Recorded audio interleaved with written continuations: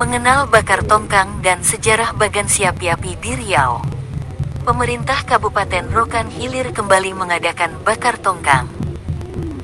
Salah satu event nasional di Indonesia itu sudah dibuka oleh Bupati Rokan Hilir Afrizal Sintong dengan tagline, Kemilau Bagan. Bakar tongkang sudah beberapa tahun tidak dilaksanakan oleh pemerintah setempat. Salah satunya alasannya adalah pandemi COVID-19 kemudian persiapan yang mepet pada tahun 2022. Rangkaian bakar tongkang sudah dimulai sejak tanggal 1 Juli tahun 2023. Pemerintah setempat mengadakan festival ekonomi kreatif untuk mendukung usaha mikro kecil menengah masyarakat lokal. Berdasarkan sejarah Bagan Siapi Api, ibu kota Rokan Hilir, ritual ini berawal dari datangnya sekelompok orang Tionghoa dari Fujian, China Selatan. Ada 3 kapal yang berangkat dengan tujuan merantau memperbaiki hidup menyeberangi laut. Dalam perjalanan hanya 1 kapal yang selamat tapi penumpangnya dipenuhi kebimbangan sehingga mereka berdoa kepada Dewa Keongya agar diarahkan menuju daratan. Pada malam harinya, mereka melihat ada cahaya samar-samar sehingga nahoda mengikutinya. Orang-orang di kapal kayu tadi percaya cahaya samar itu merupakan daratan. Mereka pun mencapai sebuah daratan yang tak jauh dari Selat Malaka. Daratan itu kemudian dinamakan Bagan Api.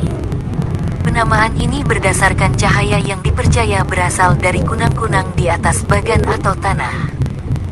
Bagan Api itu kini dikenal dengan Bagan Siapi Api. Yang berhasil mencapai daratan ada 18 orang.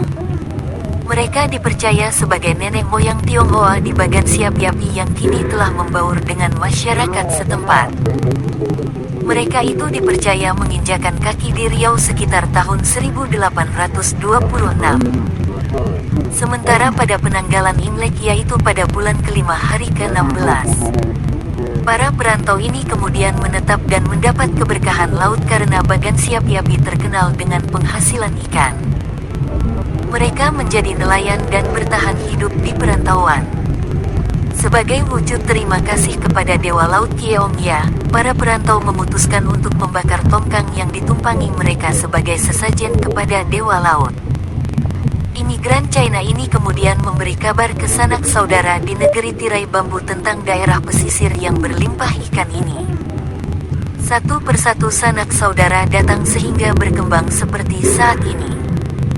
Keahlian menangkap ikan yang dimiliki leluhur Tionghoa ini mendorong penangkapan hasil laut yang terus berlimpah. Hasil laut berlimpah tersebut diekspor ke berbagai benua lain hingga Bagan Siapi Api menjadi penghasil ikan laut terbesar kedua di dunia setelah Norwegia pada zamannya. Leluhur Tionghoa di Bagan Siapi Api ini kemudian mendirikan sebuah kelenteng. Di kelenteng bernama Im Hok Kiong inilah Dewa Keongya saat ini disembahyangkan.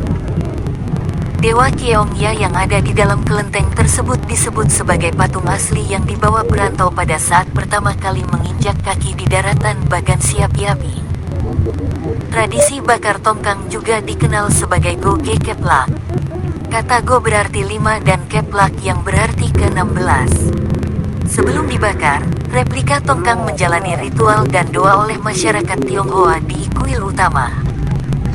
Berbagai atraksi budaya yang bernafas oriental ditampilkan, seperti barongsai maupun panggung hiburan untuk membawakan lagu-lagu Hokkien. Replika tongkang memiliki panjang sekitar 8,5 meter dan lebar 1,7 meter yang terbuat dari kayu dengan dinding kapal yang dilapisi kertas warna-warni.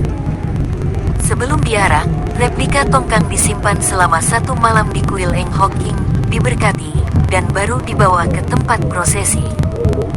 Replika tongkang dibawa dengan cara dipanggul sepanjang jalan di Bagan Siapi Api. Replika tongkang dibawa menuju tempat pendaratan tongkang pertama kali. Sampai di lokasi, ribuan potongan kertas doa kuning dimasukkan ke tongkang. Pada saat replika tongkang dibakar, doa-doa dalam kertas yang ikut terbakar akan terbawa asap ke angkasa untuk leluhur mereka. Kemudian, masyarakat akan melihat titik jatuh tiang saat tongkang terbakar. Jika tiang jatuh ke arah laut, maka diyakini masyarakat akan mendapat rezeki dari laut.